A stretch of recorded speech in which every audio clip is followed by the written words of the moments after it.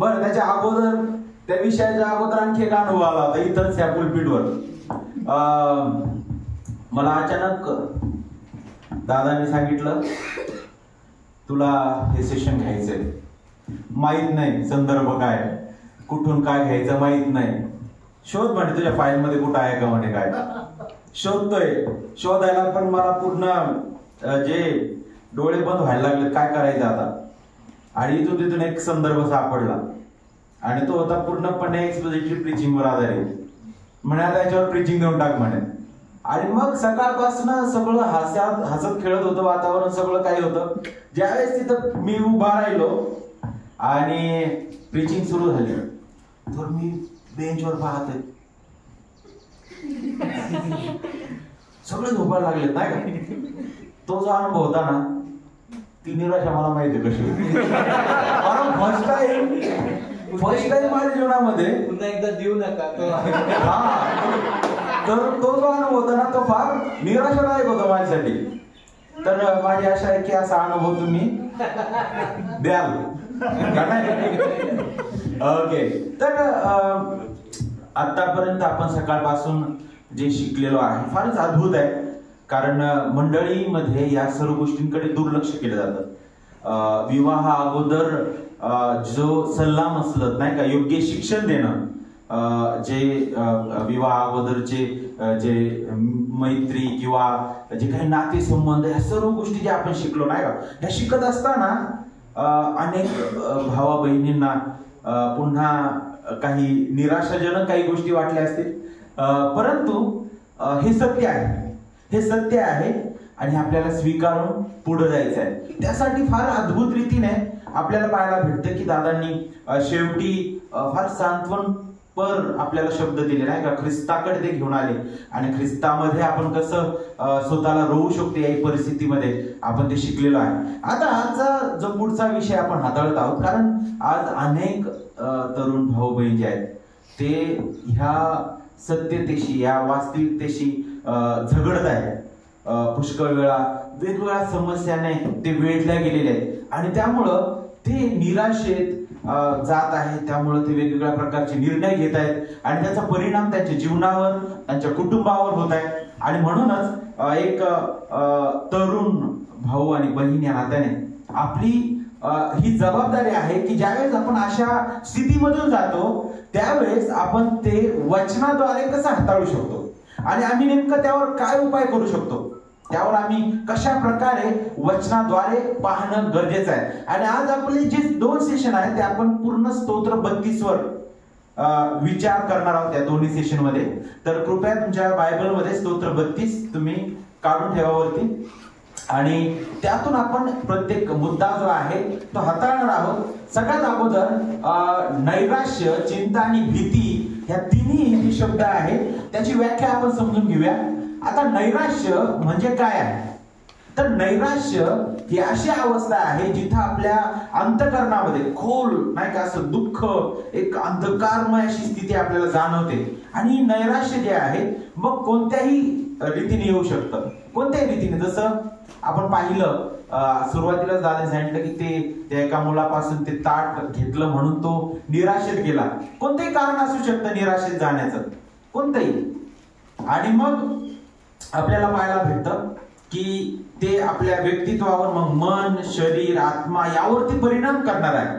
मग ते आत्मिक असेल, शारीरिक असेल किंवा भावनिक असेल किंवा कोणत्याही प्रकारची परिस्थिती असेल. उदाहरणार्थ जर तुम्ही बाहेर जायला निघाले त्याच वेळेस आणखी एक प्रसंग मला आठवतो निराशेचा. तो अशा प्रकारे होता की नक्कीच हे तर झालंय, यानंतर संध्याकाळी मला लवकर घरी पोहोचायचं होतं आणि आम्ही निघालोय आणि मग तिथं चेलाडी फाटा नाही का, तिथं जाऊन थांबलं, तिथून बस भेटत नाही. ते सुद्धा कारण झालं निराशेचं नाही का. तर अशी कोणतेच प्रसंग नाहीत की जे तुम्हाला निराशा घेऊन येणार नाही. कारण निराशेने पुष्कळ वेळा आपण वेढले जातो. पण ह्या सगळ्या गोष्टीमध्ये आपल्याला पाहायला भेटतं की अद्भुत असं उत्तर काय आहे. तर निराशेबद्दल शिकत असताना ही एक आत्मिक अशी खोल अशी भावना आहे. त्यानंतर चिंतेबद्दल आपल्याला पाहायला भेटतं की चिंता म्हणजे काय बरं, ज्या भविष्यात घडणाऱ्या गोष्टी आहेत. त्याबद्दल आपण काळजी करतो, त्याबद्दल आपण अस्वस्थ होतो, नाही का? आणि चिंतेबद्दल बोलत असताना प्रभू येशू ख्रिस्ताने सुद्धा याची आठवण करून दिलेली आहे की आपण चिंता करू नये. आणि मग कशाबद्दल आपण चिंता करतो त्याबद्दल सुद्धा प्रभू येशू ख्रिस्ताने सांगितलं. मत्ती 6:25 मध्ये कशाबद्दल आपण चिंता करतो? बरं, दोन गोष्टी आहेत. त्या दोन गोष्टीबद्दल मनुष्य चिंता करतो जगातलं. एक म्हणजे जीवाविषयी आणि शरीराविषयी. आणि या गोष्टीमध्ये आपल्याला पाहायला भेटतं की सर्वच आलं. मग जीव आणि शरीर म्हटल्यानंतर प्रत्येक गोष्ट त्यामध्ये सामावलेली आहे की जे आपल्या चिंतेसाठी कारण ठरतं. आणि पुढे नैराश्य, चिंता आणि याचा परिणाम काय होतो? मग एक भयंकर भीती आपल्या जीवनामध्ये निर्माण करणार ते ठरतं. आणि मग आपल्याला माहित आहे भीती म्हणजे काय. आपल्या सर्वसाधारण रीतीने भीती म्हणजे काय? बरं, कुठे सांगू शकता का एखादा प्रसंग असा की ज्यामुळे मी फार भिलोय, मी फार घाबरलोय? मला एक माझा प्रसंग आठवतो. मी कधी रेल्वेने प्रवास केला नाही, परंतु एक दिवस माझ्या मित्राचं लग्न होतं, त्यामुळे मला त्यावेळेस रेल्वेने प्रवास करावा लागला. आणि काय झालं की त्यावेळेस एक सेपरेट असा डब्बा, तिथे एकटाच मी, सगळे आजूबाजूला लोक फर्स्ट टाइम रेल्वेमध्ये गेलेले आहे. बाकीचे सगळे जे आहेत ते फार लांब अशा दुसऱ्या डब्यामध्ये होते. आणि मग रात्रीची वेळ होती म्हणून मी काय केलं की त्या दुसरीकडे जे सर्व बाकीचे लोक होते त्यांच्याकडे जे सामान ठेवलं होतं माझं ते घेण्यासाठी मी गेलो. आणि गेल्यानंतर पुन्हा मी तिथून येत आहे डब्याकडे माझ्या, आणि आल्यानंतर पाहतो तर मला माझं सीटच सापडत नव्हतं. कुठे कुठे मला वाटलं ते खाली असेल, नाही का, कारण कोणी बसलेलं नसेल. मी शोधतो कुठे, नंतर लक्षात आलं की माझ्या सीटवर एक 3-4 लोक बसलेले आहेत. आणि त्यांना म्हटलं की दादा हे माझं सीट आहे, म्हटलं बुक आहे आणि मला तिथं जागा द्या म्हटलं. होते उतरले. आणि उतरल्यानंतर ते 4-5 मुलं होते, जरा असे गुंडाळ वाटत होते ते. आणि मग त्यांनी बडबड सुरू केली समोरच्या सीटवर बसून. आता याचं कामच करायचं, आता याचं काम करायचं म्हटल्यानंतर पहिलं लगेच शब्द माझ्याजवळ आला, भीती. आता म्हटलं प्रभू माझं काय खरं नाही. आता एकतर त्यांना उतरवलं, त्याच्यापेक्षा नसतं उतरवलं मी खाली झोपलो असं परवडलं. आता हे काय म्हणायला लागले त्याचं काम करतो. माझे सगळे लोक कुठे आहेत? 3ऱ्या डब्यात, मी 13व्या डब्यात आहे. जायचं कसं, त्यांच्यावर पोहोचायचं कसं, नाही का? फार कठीण अवस्था आहे. अरे मग मी माझ्या मित्राला म्हणलं, अरे म्हटलं इकडं असं असं चाललंय बाबा. मनात प्रार्थना, देवा आता वाचलो तर ठीक, नाही तर काय खरं नाही माझं. तिकडं चालू त्यांचं याचं कामच करायचं आणि याला सोडायचंच नाही म्हणे. आणि मग याच्याही पलीकडे जाऊन त्यांनी अजून कृती वाढवली, काय माहितीये का? आता एक जण तर पाहायला लागला, आता मी तर अंगावर घेतले पाहू कसं त्यांच्याकडे, कारण भीती म्हणा. 4-5 जण मी कितीला अडवणार?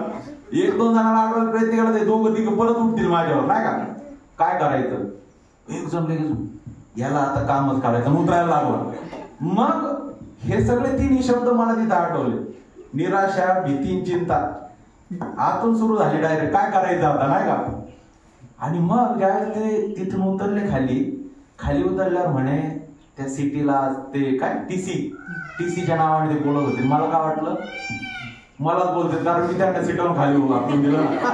मला काय माझ्या डोक्यात काय झालं होतं, अरे आता माझं काय खरं नाही. पण ते कोणाला बोलत होते? तर भीती कोणत्याही प्रकाराने कशाही कोणत्याही रीतीने येऊ शकते. उदाहरणार्थ एखादा वन्य प्राणी आपल्या समोर आला अचानक, त्यावेळेस आपण अरे किती छान, वाघासमोर बरोबर अरे किती चांगलं रे, वाव, समोर जाऊन त्याला आपण चंपलतो का नाही? कारण आपल्याला माहिती तो अंगावर झेप गेल्याने आपल्याला काम दाखवेल. बरं, भीतीबद्दल विचार करत असताना पवित्र शास्त्राबद्दल आपण जर पाहिलं तर 2 प्रकारचे भीती आपण पाहू शकतो. एक तर अयोग्य भीती आणि योग्य भीती. आणि ज्यावेळेस आपण पाहतो, लक्षात घ्या स्तोत्र 32 कडे आपण जाणारच आहे, परंतु थोडासा आपण याचा परिचय पाहत आहोत. ओके, 3 शब्दाबद्दल. तर भीतीबद्दल विचार करत असताना आपल्याला माहिती आहे पेत्राचं उदाहरण. प्रभू ज्यावेळेस पाण्याहून चालत येत होता त्या समुद्रावर, आणि त्यावेळेस पेत्र त्या पाण्यावर उतरला, चालायला लागला. आणि मग आजूबाजूला त्याने लाटांकडे त्याचं लक्ष गेलं आणि तो बुडायला लागला, नाही का? तिथं ते भीतीचं चित्र आपल्याला पाहायला भेटतं. आणि ते चित्र त्याचा अल्पविश्वास दाखवत होतं, जे अयोग्य भीतीबद्दल दाखवितं. परंतु पवित्र शास्त्रामध्ये योग्य भीतीबद्दलचं पण चित्र आहे, आणि ते आपल्याला नीतिसूत्रेकडे घेऊन जातं. नीतिसूत्रे 9:10 मध्ये काय सांगितलेलं आहे? परमेश्वराचं भय ज्ञानाचा आरंभ होय, आणि परमपवित्राला ओळखणे हीच सुज्ञता आहे. तर मग भय काय आहे? परमेश्वराचं भय हा ज्ञानाचा आरंभ आहे. मग हे ज्ञान कुठून आहे बरं? तर मग त्या परमपवित्राला ओळखणं, देवाची ओळख हेच ते खरं ज्ञान आहे. आणि ज्या वेळेस मला देवाची खरी ओळख होते तर ते माझ्यामध्ये देवाबद्दलचा आदरयुक्त भय निर्माण करणार ठरतं. ओके, तर आता हे सर्व गोष्टी झाल्यानंतर, ह्या तिन्ही शब्दांचे व्याख्या हे समजून घेतल्यानंतर आता आपल्यासमोर हा प्रश्न उपस्थित होतो की मग निराशा, चिंता, भीती यांचा उगम कुठून आहे? कुठून आहे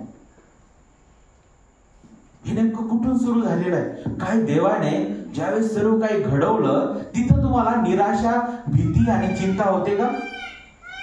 तर त्यासाठी आपण थोडक्यात त्याचं मूळ सगळ्यात अगोदर समजून घेऊया की नेमकं त्याचं मूळ काय आहे.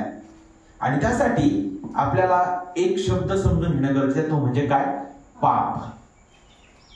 ही निराशा, चिंता आणि भीती त्याचं मूळ कुठे आहे? तर ते म्हणजे पाप. आणि ते आपल्याला पुन्हा एक वार कुठे घेऊन जातं? एदेन बागेमध्ये. मग आता पापाबद्दल विचार करत असताना पाप म्हणजे काय? कोण सांगू शकतो बरं पाप म्हणजे काय? एक कोण सांगू शकतं आपल्यामध्ये? एक बहिणीमधून, एक भावामधून. देवाची आज्ञा उल्लंघन करणे. देवाची आज्ञा मोडणं. ओके, आणखी?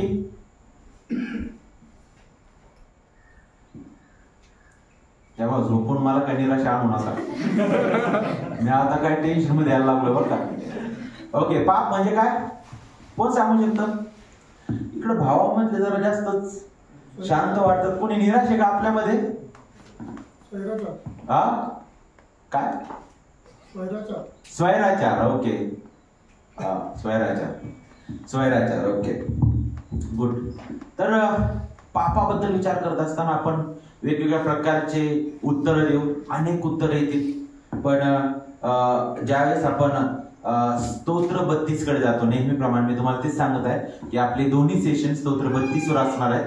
तर त्याकडेच आपण लक्ष देऊन हे सर्व मुद्दे आपण हाताळणार आहोत. तर सगळ्यात पहिलं ज्यावेळेस आपल्याला पाप समजून घ्यायचा आहे तर त्यासाठी आपल्याला स्तोत्र 32 मध्ये जे दाविदाने उल्लेख केलेला आहे ज्या शब्दांचा, त्याकडे पाहणं गरजेचं. त्यामुळे आपल्याला पापाची व्याख्या जी आहे ती समजून येईल. सगळ्यात अगोदर ज्यावेळेस आपण स्तोत्र 32 बद्दल पाहतो तर ह्या स्तोत्राबद्दल शिकत असताना सगळ्यात अगोदर त्याची पार्श्वभूमी पाहूया.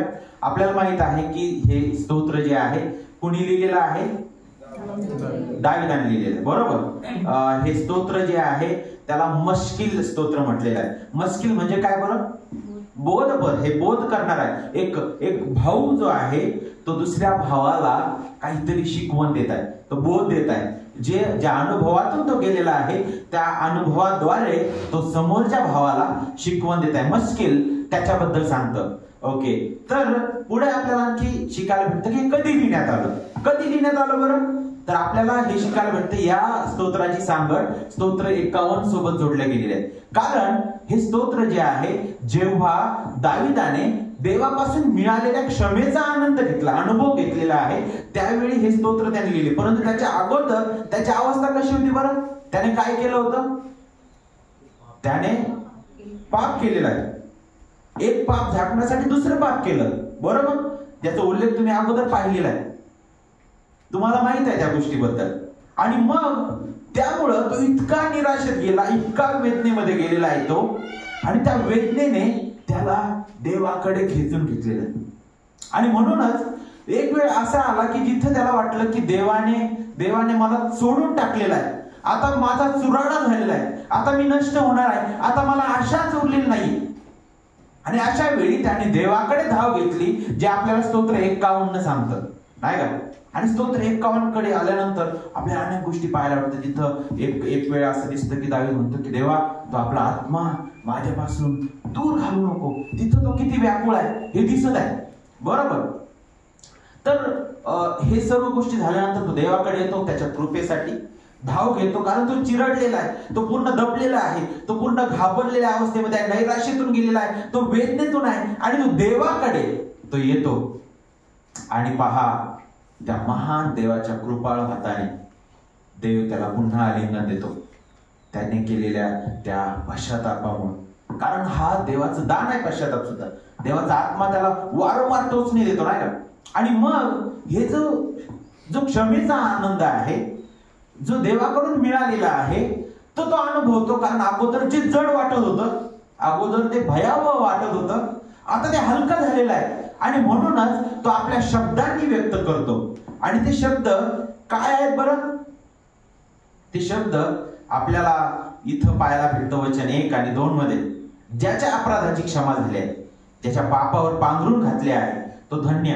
ज्याच्या हिशेबी परमेश्वर आणि तिचा दोष लावत नाही व ज्याच्या मनात कपट नाही, तो मनुष्य धन्य. कशाबद्दल हे दोन्ही वचन आपल्याला एक शब्द वारंवार या वचनामध्ये पाहायला भेटतो, तो म्हणजे काय? धन्य. आणि जर तुम्ही इंग्लिश मध्ये जर पाहिलं तर सुरुवात त्याच शब्दाने होते, ब्लेसेड है ना.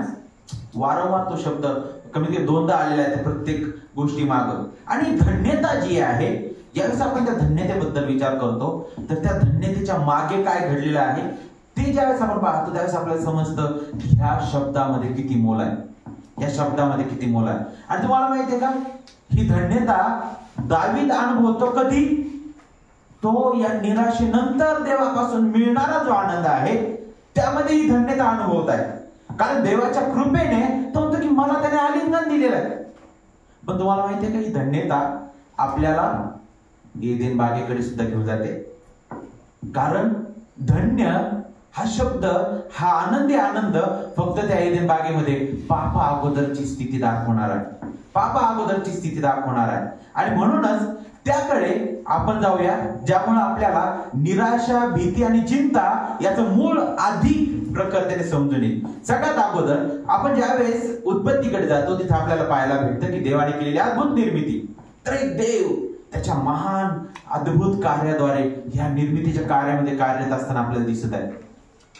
एका इच्छेने ते कार्य करताना दिसत आहे.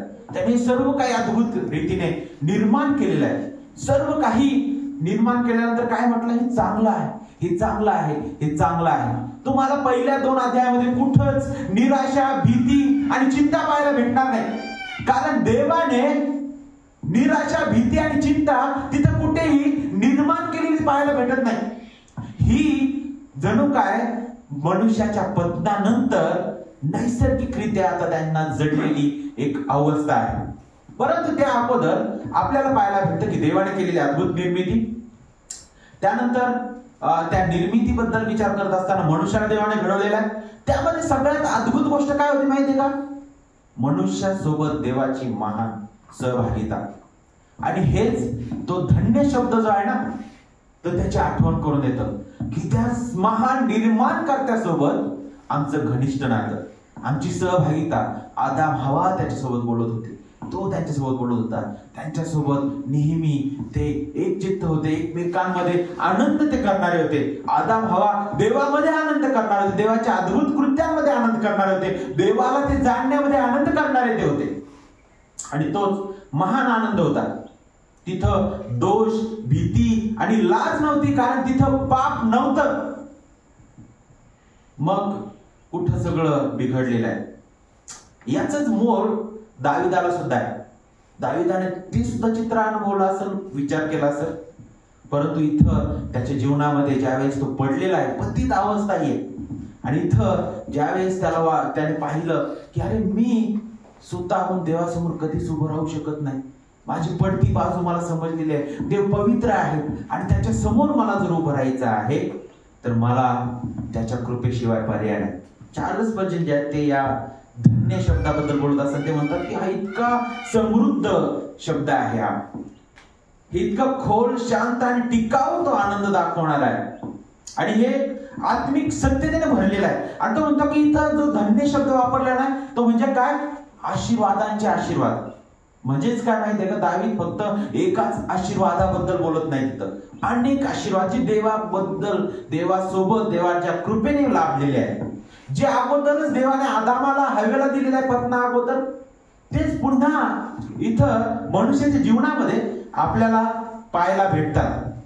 आता ज्यावेळेस या धन्य शब्दाकडे आपण पाहिलं तर त्या धन्य शब्दाला आणखी जवळीकतेने समजून घेण्यासाठी आपल्याला पुढे ते 2 जे वचन आहेत ते ज्या प्रकारे पापाचा उल्लेख करतात, ज्या प्रकारे दावीद तिथं पापाचा उल्लेख करत आहे, त्या वचनांकडे आपलं लक्ष केंद्रित करणं गरजेचं आहे. सगळ्यात पहिलं, ज्याच्या अपराधाची क्षमा झाली आहे. जर तुम्हाला पाप काय आहे समजून घ्यायचं आहे तर दाविदाच्या भाषेत समजून घ्या. तो काय म्हणत आहे? ज्याच्या अपराधाची क्षमा झालेली आहे. सगळ्यात पहिला शब्द जो आहे तो म्हणजे काय? अपराध. आता अपराध हा जो शब्द आहे तो शब्द त्याचा अर्थ काय होतो मूळ बरं? बंड करणं, विश्वासघात करणं, सीमा ओलांडणं, नाही का? म्हणजे देवाच्या नियमांचं जाणीवपूर्वक काय करणं?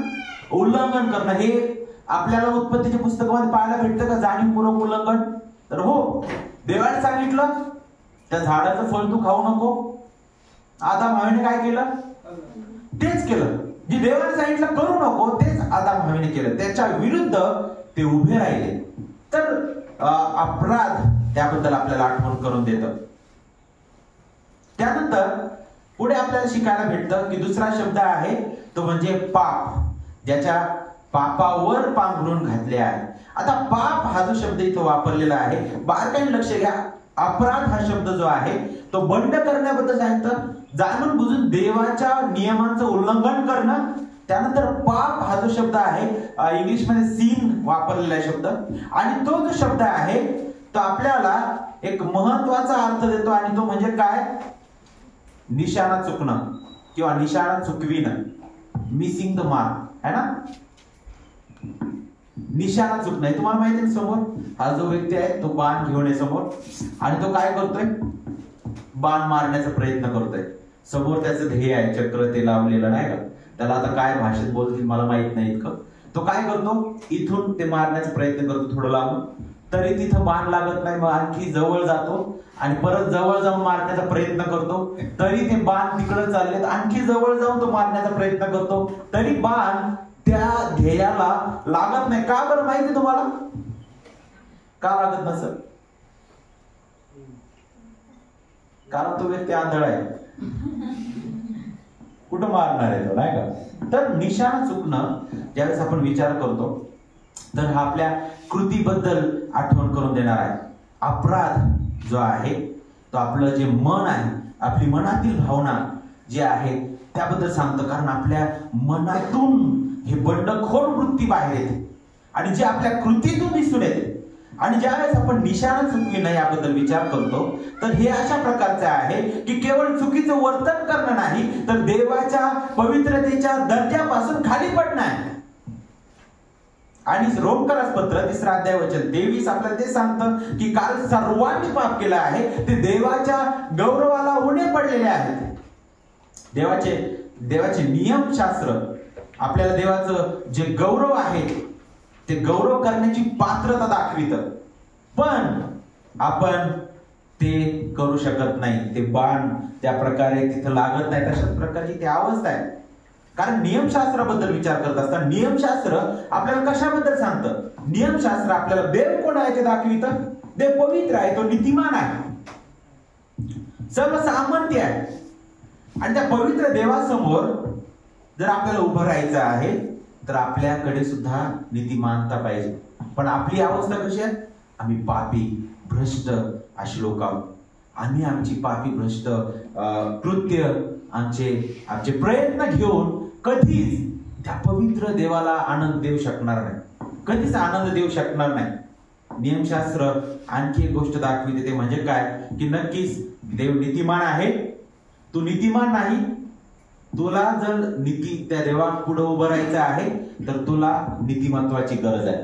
ती गरज नियमशास्त्र आपल्याला दाखवितं आणि ते आपण करू शकत नाही. आणि म्हणूनच आपल्याला पाहायला भेटतं की ते वारंवार आपल्याला त्याचीच जाणीव करून देतं. आणि म्हणूनच स्तोत्र 32 आपल्याला दाखवतं की आपण फक्त बंडखोरच नाहीये, तर देवाच्या दृष्टीने योग्य जीवन जगण्यामध्ये सुद्धा अपयशी ठरतो. त्याचं कारण पाप, भ्रष्ट अवस्था. आणि मग पुढे तिसरा शब्द येतो वचन 2 मध्ये, ज्याच्या हिशेबी परमेश्वर आणि तिचा दोष लावत नाही. अपराधाबद्दल आपण शिकलेलो आहे. बंड करणं, पाप, निशाणा चुकविणं, आणि आता अनिती म्हणजे काय? अनिती त्याच्याबद्दल विचार करत असताना आपल्याला शिकायला भेटतं की त्याचा मूळ जो अर्थ आहे तो म्हणजे काय? वाकडेपण, अंतःकरणातील दोषी प्रवृत्ती, आतली भ्रष्टता. आतली भ्रष्टता म्हणजे आमच्या भावना, आमच्या इच्छा, आमचे विचार अगदी मुळापासूनच भ्रष्ट झालेले आहेत. मुळापासूनच ते भ्रष्ट आहेत. आणि म्हणूनच आम्ही स्वतःहून नीतिमान देवासमोर उभं राहू शकत नाही. म्हणूनच मनुष्य जो आहे तो देवापासून आणि एकमेकांपासून तो लपायला लागलेला आहे. आणि मग त्याच्यामध्ये तुम्हाला ढोंगी पण पाहायला भेटत. तुम्हाला माहिती आहे का, दुसऱ्या वचनामध्ये आणखी एक गोष्ट सांगितलेली आहे, ज्याच्या मनात कपट नाही तो मनुष्य धन्य आहे.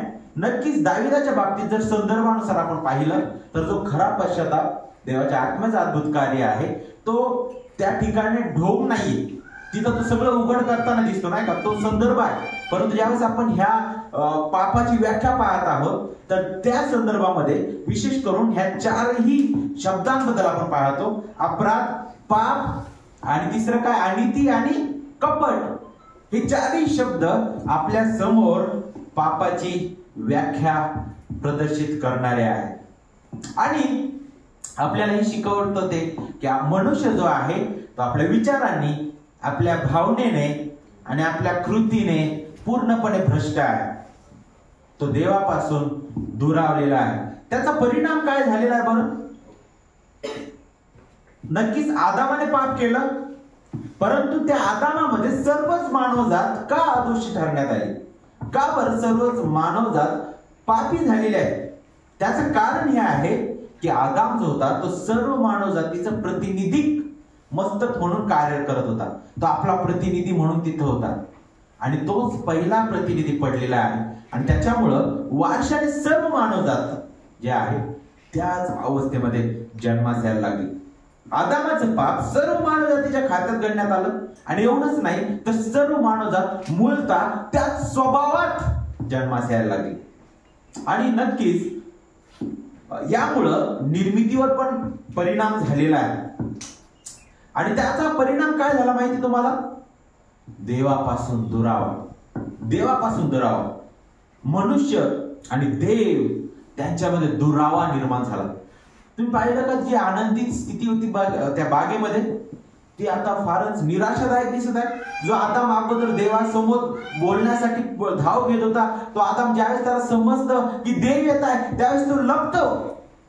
तोच आदाम त्याला दोष द्यायला पण तयार होतो. तोच आदाम आता त्याच्या विरुद्ध वागायला पण तयार होतो. का बरं? तोच आदाम आता स्वतःची नग्नता स्वतः झाकण्यासाठी तयार होतो, कारण त्याला देवाची गरज नाही. आणि हे चित्र देवापासून तुटलेली सहभागिता दाखवणार आहे. आणि तुम्हाला माहिती आहे का, देवापासून तुटलेली सहभागिताच निराशा, चिंता आणि भीतीचं मूळ आहे. कारण देवाने मनुष्याची निर्मिती तशी केली नाही. देवाविना, देवाच्या सहभागितेविना ही जी अवस्था आहे ती निराशा घेऊन येणार आहे. कारण त्याबद्दलच वेस्टमिन्स्टर जे शॉर्टर कॅटेकिझम आहे त्याच्यामध्ये अशा प्रकारचा पहिला प्रश्न आहे की मनुष्याच्या जीवनाचा मुख्य उद्देश काय आहे. त्याचं उत्तर अशा प्रकारे दिलेलं आहे, मनुष्याचा मुख्य उद्देश देवाचं गौरव करणं आणि त्याच्यामध्ये सदैव आनंद घेणं. मनुष्याचा आनंद देवासोबतच्या सहभागितेमध्ये आहे, परंतु तीच तुटलेली आहे. आणि तेच खरं निराशा, चिंता आणि भीतीचं मूळ झालेलं आहे. हे आपल्याला इथं शिकायला भेटतं. आणि मग तिथून पुढं तुम्हाला हे जे चित्र आहे नेहमी पुढे पाहायला भेटत. आता ज्यावेळेस आपण निराशा, भीतीबद्दल पाहतो तर आपल्यामध्ये काय कारण असू शकतात की ज्यामुळं ही निराशा, भीती जी आहे आताच्या स्थितीमध्ये आपल्यावर येते? कोणते कारण आहेत? जसं आपण सुरुवातीलाच पाहिलं, अगदी क्षुल्लक कारण सुद्धा असतात की ज्यामुळे आम्हाला निराशा येऊ शकते, भीती गाठू शकते आम्हाला. आम्ही निराश होतो, आम्ही हताश होतो, आमचं हृदय अंधकाराने भरलं जातं, आम्हाला कुठेच आशा दिसत नाही, आम्ही पूर्ण तुटून जातो आणि आम्हाला असं वाटतं की आता आम्हाला आमचं जीवन संपवणं हाच अंतिम उपाय आहे. याच्या पलीकडे काय आहे? अनेक कारण आहेत नाही का. तरुणांमध्ये विशेष करून काहींना शैक्षणिक दबाव असू शकतो नाही का. मला चांगले मार्क भेटायला पाहिजे, किंवा पालकांकडून दबाव असू शकतो की तुला इतकेच मार्क पडायला पाहिजे. शाळेमध्ये जास्त असणारा अभ्यास तो सुद्धा निराशेचं कारण बनू शकतं नाही का. किंवा मी जर अपयशी झालो तर ते सुद्धा माझ्यासाठी निराशेचं कारण होऊ शकतं. त्यानंतर आजकाल मोबाईलवर जास्त तरुण राहतात नाही का, आणि जास्त काळ रील्स पाहणं, त्यामध्येच रमणं आणि त्यामध्ये झोपणं नाही का, त्यामध्येच विचार करत राहणं, ते सुद्धा आपल्याला निराशेकडे घेऊन जातं. भीतीदायक सिनेमे पाहणं. एक मुलगा जो होता त्याला असे जे हॉरर नाही का, म्हणजे जे भीतीदायक जे सिनेमे आहेत ते पाहण्याची खूप आवड असायची. दार बंद करायचा आणि ते पाहायचा. काही दिवसानंतर तो जो तरुण आहे तो भयंकर भीतीमध्ये गेला, तो निराशेने ग्रासला गेला. त्याने जेवण सोडलं, आई बापांसोबतचा त्याचा संपर्क सोडला. आई बाप सर्व व्यथित झाले. आता काय करणार आहे. इतका प्रभाव ह्या जगातील गोष्टी ज्या आहेत आपल्यावर करतात. तिसरं कारण अपेक्षाभंग. आजकालच्या तरुणांमध्ये इतक्या अपेक्षा आहेत. अपेक्षा, इच्छा आणि अपेक्षा यामध्ये फरक आहे बरं का, लक्षात घ्या. इच्छा करणं वाईट नाहीये, परंतु अपेक्षेबद्दल ज्यावेळेस आपण पाहतो तर तिथं मात्र फार भयानकता असते. ज्यावेळेस अपेक्षा भंग होतो ते सुद्धा आपल्या निराशेचं कारण ठरतं. मला मुलींच्या बाबतीत, मुलाच्या बाबतीत मला हीच मुलगी पाहिजे, मला हेच पाहिजे, मला तेच पाहिजे, ज्यावेळेस तो भंग होतो. मुलीच्या बाबतीत सुद्धा हाच मुलगा पाहिजे आणि तो असाच पाहिजे. ज्यावेळेस त्या गोष्टी होतात आणि ते जर भेटत नाही तिथं तो भंग होतो, तर ते सुद्धा निराशेसाठी काय होतं, कारणीभूत ठरतं. आपण वचनाकडे दुर्लक्ष करून स्वतःचा साथीदार निवडण्याचा आपण प्रयत्न करतो, ते सुद्धा निराशेसाठी कारणीभूत ठरणारं ठरतं. त्यानंतर कामामध्ये भयंकर दबाव येणं नाही का, आजूबाजूने भयंकर कामाचा जो बोजा आहे तो मला वाटणं, तिथं कंटाळा येणं, ते सुद्धा मला निराशादायक होऊ शकतं. त्यानंतर भविष्यात माझं काय होणार, भविष्यात माझं काय होणार हा प्रश्न सुद्धा आपल्याला काय करू शकतो, निराशेमध्ये गाठवू शकतो. कौटुंबिक समस्या, आई वडिलांमध्ये वादविवाद, वडील वारंवार पीत आहेत त्यामुळे वेदना होत आहेत, घरामध्ये अशांतता आहे आणि घटस्फोट, त्यानंतर आमच्याकडे लक्ष देत नाही वडील, भयंकर मानसिक त्रास होत आहे. त्यानंतर आता करिअर बद्दल नाही का, मला हे बनायचं आहे परंतु काय करणार, मी तिथं अपयशी होत आहे, मी ते करू शकत नाहीये. त्यानंतर माझी जीवनशैली नाही का, माझं उठणं बसणं, ह्या सर्व गोष्टी ज्या आहेत त्या मला आपल्याला काय करू शकतात, निराशेसाठी कारणीभूत ठरतात. घरामध्ये प्रेमाची कमतरता, एकमेकांना प्रेमाने बोलणं नाही, एकमेकांची काळजी घेणं नाही, घर एक असुरक्षित वाटू लागतं तरुणांना. आणि तरुण मग काय करतात, घर सोडून दुसरीकडे जाण्याचा प्रयत्न करतात आणि दुसऱ्या छताखाली ते आश्रय शोधण्याचा प्रयत्न करतात. त्यानंतर निराशेचं आणखी एक कारण आहे, 5वं, ते अशा प्रकारचं आहे, स्वतःच्या ओळखी संबंधित संघर्ष.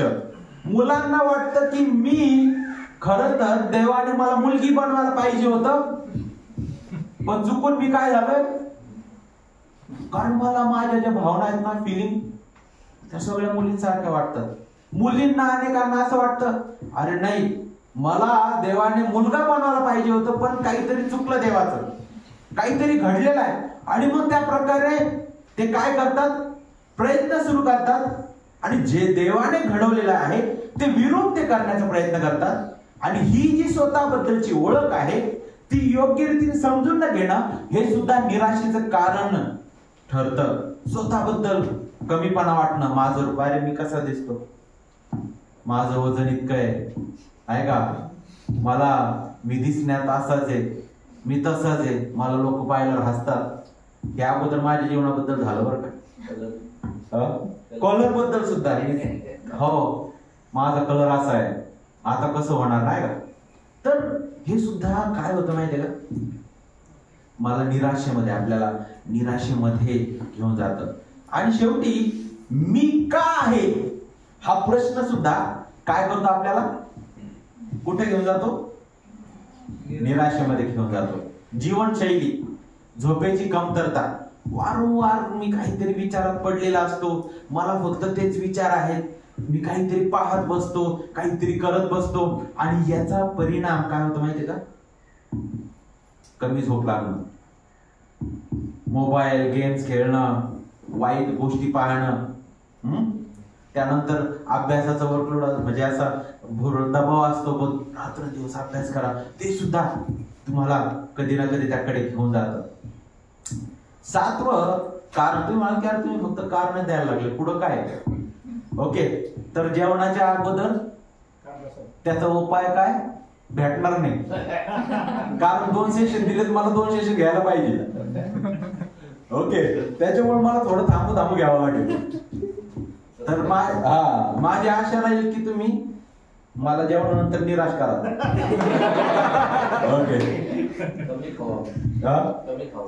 नाही पण त्यांना निराश करायचं असलं ते जास्त खाऊ शकतात. ओके, तर बरोबर आहे, ठीक आहे. तर आध्यात्मिक आणि नैतिक कारण काय आहे? 7वं सगळ्यात महत्वाची गोष्ट जे स्तोत्र 32 मध्ये पाहायला भेटतं ते म्हणजे काय? अस्वीकारलेलं पाप. पापात सतत राहणं, आणि विशेष करून पाप केल्यानंतर जरी मला दोषी भावना जाणवत आहे तरी मी गप्प बसतो, आणि मी त्या स्थितीमध्ये राहून मी स्वतः कसा यावर उपाय शोधल ते मी पाहतो. तेच तुम्हाला स्तोत्र 32, 3 आणि 4 मध्ये पाहायला भेटत. त्यानंतर जगाच्या गोष्टीत स्वतःला गुंतवणं. आता आध्यात्मिक आणि नैतिक कारणामध्ये ह्या 2 गोष्टी येतात. पहिलं तर अस्वीकारलेलं पाप, दुसरं जगाच्या गोष्टीत स्वतःला गुंतवणं. म्हणजे काय बरं? मी प्रार्थनेसाठी वेळ देत नाही, बायबल अभ्यासासाठी वेळ देत नाही, मला सहभागिता नकोय, मला फक्त जगात वावरायचं आहे, मला जगात राहायचं आहे, आणि हे मला काय करत? सुख देईल, पण नाही, हे सुद्धा खऱ्या रीतीने मला निराशेकडे घेऊन जातं. आणि तिसरं कारण आपण जर पाहिलं तर आध्यात्मिक युद्ध.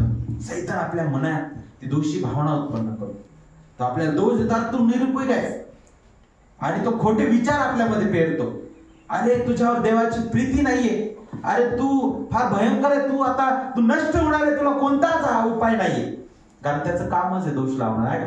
तर हे कारण असतं निराशेसाठी. मग निराशेबद्दल विचार करत असताना आता हे कारण पाहिले आपण. आता लक्षणं पाहूया. काय लक्षणे दिसून येतात? जसं एखादा जर आजार आपण पाहतो नाही का, तर त्या आजाराच्या अगोदर किंवा त्या आजाराची काहीतरी लक्षणं असतात. उदाहरणार्थ आता मला थायरॉइड, तर तुम्हाला माहित आहे की काही त्याची लक्षणं असतात पुष्कळ. आता मला माहित नाही की त्याचे खरे असतील किंवा काय असतील, पण मी स्वतः अनुभवातून जातो. पुष्कळदा अचानक अशक्तपणा जाणवणं, कधी सूज येणं, कधी पूर्ण अस्वस्थ होऊन जाणं, तर ही त्याची लक्षणं आहेत. प्रत्येक आजारामागे काही ना काही लक्षणं आपल्याला पाहायला भेटतात. तशाच प्रकारे ही जी अवस्था आहे त्याची पण लक्षणं आपण समजून घेणं गरजेचं आहे. आणि ते समजण्यासाठी आपण स्तोत्र 32 कडे पुन्हा एक बार जाऊया, जो दाविदाचा अनुभव आहे. आणि लक्षात घ्या, आता हे सुरू झालं, संपलं का? निराश झाल्यावर ते ऐकून. ओके, तर मी वचन 3 आणि 4, मी गप्प राहिलो होतो तेव्हा सतत करण्यामुळे माझी हाडे जीर्ण झाली, कारण रात्रंदिवस तुझ्या हाताचा भार माझ्यावर होता. उन्हाळ्याच्या तापाने सुकावा तसा माझ्यातला जीवन रस सुकून गेला आहे. आता वचन 3 आणि 4 मध्ये दावीद स्वतःचा अनुभव देत आहे. त्याने त्याची जी अवस्था आहे, अस्वीकारलेली पापाची अवस्था, त्याच्या अगोदरचं जे जीवन आहे, पश्चातापा अगोदर, त्याबद्दल तो सांगत आहे. त्याने केलेलं पाप, त्यामुळे जो देव त्याच्या हृदयाला टोचणी लावत होता, आणि त्यामुळं त्याच्या जीवनावर होणारा परिणाम, त्याबद्दल तो बोलत आहे. परंतु आपल्या बाबतीत हे कसं सत्य घडतं? अविश्वासणारे तरुण जे आहेत त्यांच्यामध्ये दिसणारे लक्षणं काय आहेत बरं? गप्प राहण्यावर ते त्याच विचारात राहतात. ते पाप उघड होऊ नये म्हणून ते आणखी पर्याय शोधायला लागतात, आहे का नाही?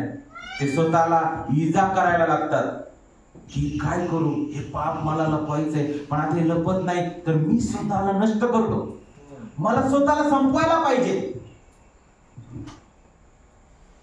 मानसिक ताण घेतात, तुम्हाला माहिती. त्यामुळे अनेक तरुणी वेडे सुद्धा झालेले आहेत. अविश्वास नारे त्यामध्ये पडतात, आणि शारीरिक आणि आत्मिक वेदनेला पण ते तोंड देतात आणि शेवटी आपल्याला पाहायला भेटतं कुठे आशाच नाही. शेवटी मग आशा कुठं म्हणतात ते जीवन संपविणं. दाविदाचं गप्प बसणं जे होतं आणि हे गप्प बसणं जर आपण पाहिलं तर याच्यामध्ये फरक आहे का. पण मी तुमच्या बाबतीत, आपल्या बाबतीत, तरुणांच्या बाबतीत विचार करून या गोष्टी मांडत आहे. दावीद जो गप्प होता त्याला माहित होतं काय बोलायला पाहिजे पण तो बोलत नाही. त्याला माहित होतं त्याने काय केलेलं आहे परंतु तो गप आहे. पण इथं अविश्वासणाऱ्याच्या बाबतीत ते आपल्याला पाहायला भेटतात. आता विश्वासणारे तरुण त्यांच्यामध्ये काय लक्षणे दिसून येतात बरं. वचन 3 नुसार गप्प राहणं म्हणजे काय, ते पाप उघड होऊ नये म्हणून मंडळीची सहभागिता, वचन, प्रार्थना यापासून स्वतःला दूर करतात. तुम्हाला माहिती आहे वचन 3 मध्ये दावीद म्हणतो सतत कणण्यामुळं माझी हाडं जीर्ण झालेली आहे. ते कणत बसतात, ते आतून वेदनेला सामोरे जातात.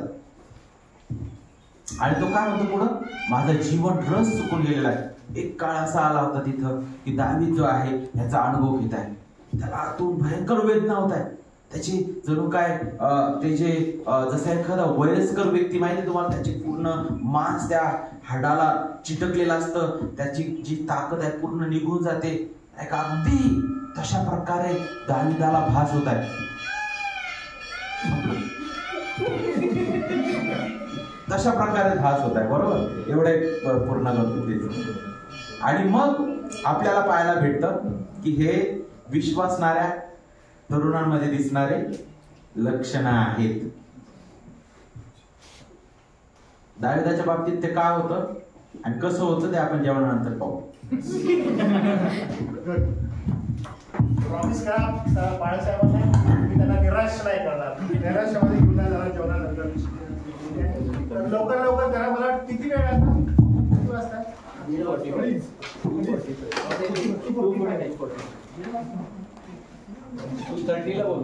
2:30 ला या बरं का. ओके, लक्षात घ्या तुम्हाला 2:30 ला यायचं आहे. 2:30 ला सगळ्यांनी इकडे यायचं आहे. लक्ष द्या, आपल्याला खूप गोष्टी घ्यायच्या आहेत, त्यामुळे लवकर जायचं. ओके.